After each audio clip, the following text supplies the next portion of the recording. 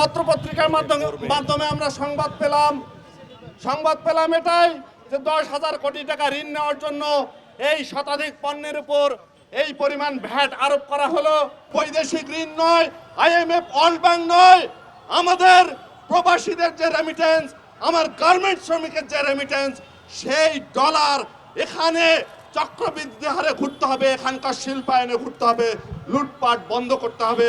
এই আজকে আমাদের দাবি। দাম বাড়ানোর বিরুদ্ধেই, এই অতিরিক্ত ভ্যাটের বিরুদ্ধেই, এই IMF এর প্রেসক্রিপশনের বিরুদ্ধেই, বিশ্ব ব্যাংকের প্রেসক্রিপশনের বিরুদ্ধেই এবং সাম্রাজ্যবাদের প্রেসক্রিপশনের বিরুদ্ধে বাংলাদেশের মানুষজন স্বাধীনভাবে বাঁচতে চায়, বাংলাদেশের মানুষজন সম্মান নিয়ে বাঁচতে চায়। মধ্যবিত্ত যেই চাল খায় সেটার দাম 90 টাকা।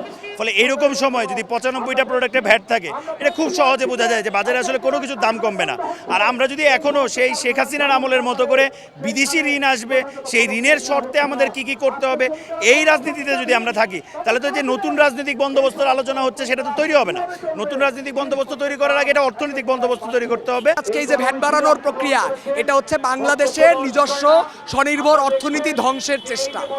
যদি বাংলাদেশে এই ধরনের ভ্যাট বাড়ানো হয়, এগুলোর ফলে এখানকার স্থানীয় ব্যবসা, ক্ষুদ্র বাণিজ্য এগুলো ক্ষতির মুখে পড়ে।